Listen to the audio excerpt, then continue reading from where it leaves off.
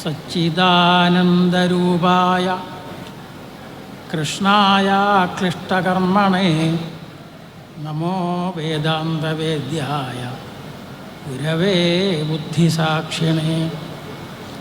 ശ്രുതിസ്മൃതിപുരാണാനാം ആലയം കരുണാലയം നമാമി ഭഗവത്പാദശങ്കരം ലോകശങ്കരം.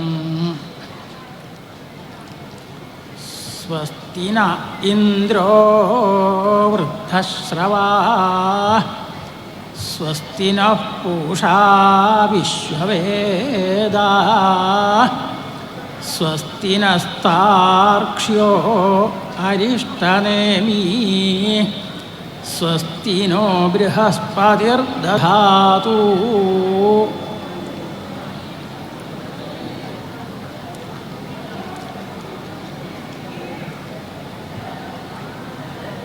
ഈ വേദാർത്ഥം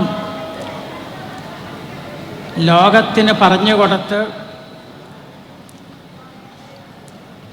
സനാതനധർമ്മം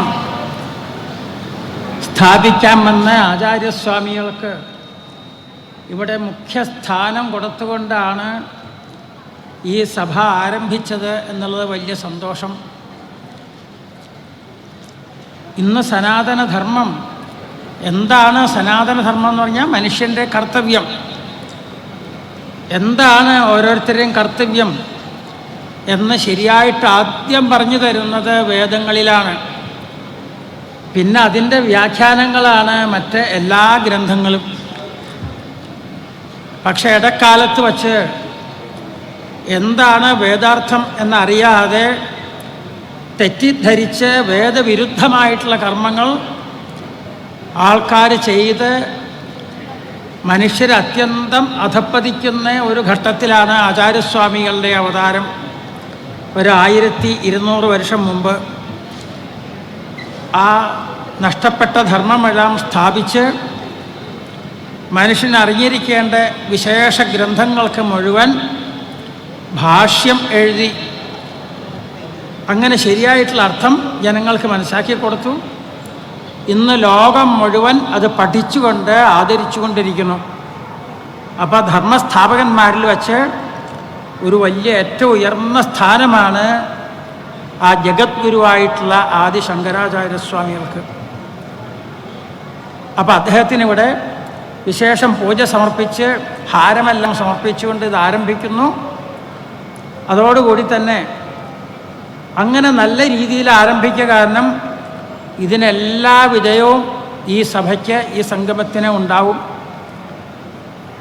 പ്രധാനമായിട്ടുള്ള ഒരു 10 ഉപനിഷത്തുകളിൽ ഒരു വിശേഷ ഉപനിഷത്താണല്ലോ കഠോപനിഷത്ത്. ധർമ്മരാജാവും ജിജ്ഞാസുവായിട്ടുള്ള ചെറിയൊരു ബാലനും തമ്മിലുള്ള സംഭാഷണമാണ് അതിൽ.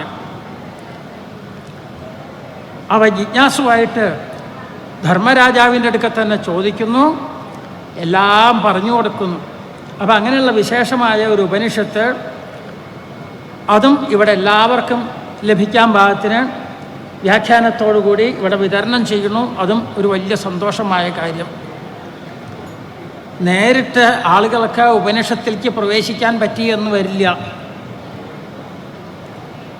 അതിന് വേണമെങ്കിൽ മറ്റ് പല ശാസ്ത്രങ്ങളും മറ്റ് പലതും പഠിച്ചു കഴിയുമ്പോഴാണ് ഉപനിഷത്തിലേക്ക് എത്തുക.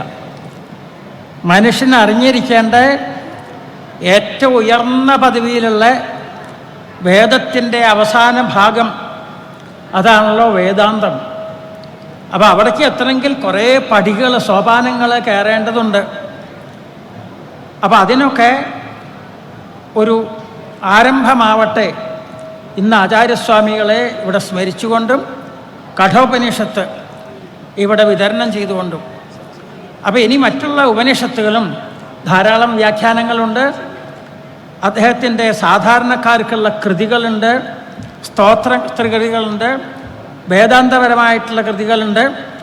ഇതൊക്കെ നമ്മളൊന്ന് പരിചയപ്പെട്ട് ആരാണ് ആചാര്യസ്വാമികളെന്ന് ചോദിച്ചാൽ ആധികാരികമായിട്ട് പറയാനുള്ള ഒരു കഴിവ് നമ്മൾ നേടണം.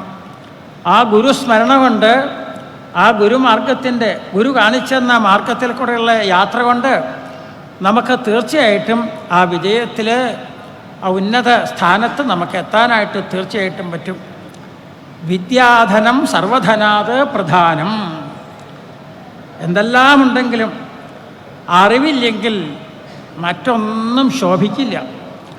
എത്രയെല്ലാം ധനമുണ്ടെങ്കിലും എന്തെല്ലാം ഉണ്ടെങ്കിലും വിദ്വാൻ സർവത്ര പൂജ്യതേ.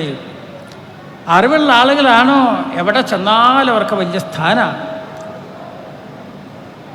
ഭാരതത്തിൽ നിന്ന് വിശേഷിച്ച് കേരളത്തിൽ നിന്ന് വരാമെന്ന് പറഞ്ഞാൽ ഏത് രാജ്യത്ത് ചെന്നാലും ആളുകൾ നമസ്കരിക്കും. കാരണം ആചാര്യസ്വാമികളുടെ നാടെന്നാണ്. അപ്പം അങ്ങനെയൊക്കെ നമുക്കെല്ലാവർക്കും ഒരു ആരാധ്യ പുരുഷൻ അദ്ദേഹത്തിൻ്റെ മാർഗങ്ങളെ പിന്തുടർന്നാൽ നമുക്ക് എല്ലാ ശ്രേയസ്സും അതുകൊണ്ട് നമുക്കുണ്ടാവും.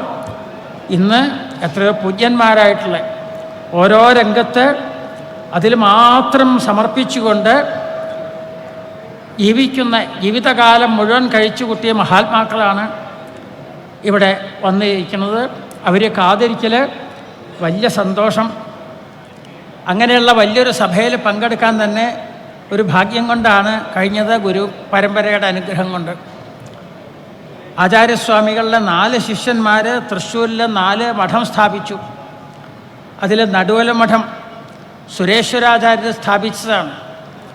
അവിടെ ആദ്യത്തെ സ്വാമിയാരായിട്ട് അവരോധിച്ചത് വില്വമംഗലത്ത് സ്വാമിയാരെയാണ്. അദ്ദേഹമാണ് അനന്തങ്കാട്ടിലേക്ക് ഭഗവാനെ അന്വേഷിച്ച് പുറപ്പെട്ട് വലിയ കാടിനടുക്ക് അനന്തശായിയായിട്ട് പത്മനാഭസ്വാമി ആദ്യം ദർശിച്ചത്. അദ്ദേഹം സ്ഥാപകൻ തന്നെ പറയാം. അവിടെ സ്ഥാപിച്ച ആൾ, ആദ്യമായിട്ട് പൂജ കഴിച്ച ആൾ, പുഷ്പാഞ്ജലി ചെയ്ത ആൾ. പത്മനാഭസ്വാമിയുടെ പടിഞ്ഞാറ് ഭാഗത്ത് മിത്രാനന്തപുരം ആ തീർത്ഥക്കരയിൽ വില്വമംഗലത്തിൻ്റെ മഠം, അദ്ദേഹം അവിടെ പുഷ്പാഞ്ജലി ചെയ്ത് അവസാനം ശിഷ്യന്മാരെ ഏൽപ്പിച്ചു കൊടുത്ത് അവിടെ സമാധിയായി. ആ സമാധി സ്ഥലത്താണ് ഇന്ന് കാണുന്ന വില്വമംഗലം ശ്രീകൃഷ്ണസ്വാമി ക്ഷേത്രം. അപ്പോൾ തിരുവനന്തപുരത്ത് വരുന്ന ആളുകൾ വില്വമംഗലത്തിൻ്റെ ആ ശങ്കര പരമ്പരയിലെ ഒരു പ്രധാന പുഷ്പാഞ്ജലി സ്വാമിയാരുടെ ആസ്ഥാനമായ വില്വമംഗലം സ്വാമിയാർ മഠവും കൂടിയും ദർശിക്കാം. ഒരു 2 ആഴ്ച മുമ്പാണ് അവിടെ ആ വളരെയധികം ജീർണിച്ച് അത് എല്ലാം പുതിയതാക്കി കുംഭാഭിഷേകമെല്ലാം നടത്തി അങ്ങനെ ഇരിക്കുക. അപ്പോൾ തിരുവനന്തപുരത്ത് വരുന്ന ആളുകൾ വില്വമംഗലത്തിൻ്റെ ആ തപോഭൂമിയും കൂടിയും ദർശിക്കണമെന്ന് പ്രത്യേകമായിട്ട് ഓർമ്മിപ്പിക്കണം. എല്ലാവരെയും അവിടത്തേക്ക് ക്ഷണിക്കുകയാണ്. അപ്പോൾ ഏതായാലും ഈ ഒരു സുദിനത്തിൽ മഹാത്മാക്കളെ ആദരിക്കുന്ന, മഹാത്മാക്കളെ സ്മരിക്കുന്ന ഈ ഒരു ദിനത്തിൽ വന്ന് പങ്കെടുക്കാൻ കഴിഞ്ഞത് വലിയ ഭാഗ്യമായിട്ട് കരുതുന്നു. ഇതിനു വേണ്ടിയാണ് ഇത്രയും ദൂരത്തുനിന്ന് ഈ ആവശ്യത്തിനായിട്ട് വന്നത്. അത് ഏതായാലും സഫലമായി എല്ലാവരെയും കാണാനും ആചാര്യസ്വാമികളെ പൂജിക്കാനും. അവിടെ ശങ്കര ജയന്തി ദിവസം ആചാര്യസ്വാമികളുടെ ഒരു ശിലാപ്രതിമ അവിടെ സ്ഥാപിക്കുകയുണ്ടായി വില്വമംഗലം ക്ഷേത്രത്തിൽ. അപ്പോൾ അങ്ങനെ ഇവിടെയും അതിൽ പങ്കെടുക്കാൻ കഴിഞ്ഞു. വലിയ ഭാഗ്യമായിട്ട് കരുതുന്നു. എല്ലാവർക്കും ഒരിക്കൽ കൂടി ഒരു മംഗളം പ്രാർത്ഥിച്ചുകൊണ്ട് ആചാര്യസ്വാമികളെയും അദ്ദേഹത്തിൻ്റെ കൃതികളും ശിഷ്യന്മാരുടെ കഥകളും ഒക്കെ നല്ലവണ്ണം നമ്മൾ അറിഞ്ഞിരിക്കണം. അതിനെല്ലാവർക്കും ഒരു ശ്രദ്ധ ഉണ്ടാവട്ടെ എന്ന് മാത്രം പ്രാർത്ഥിച്ചുകൊണ്ട് ഈ വാക്കുകൾ സമർപ്പിക്കണം. എല്ലാവർക്കും മംഗളം.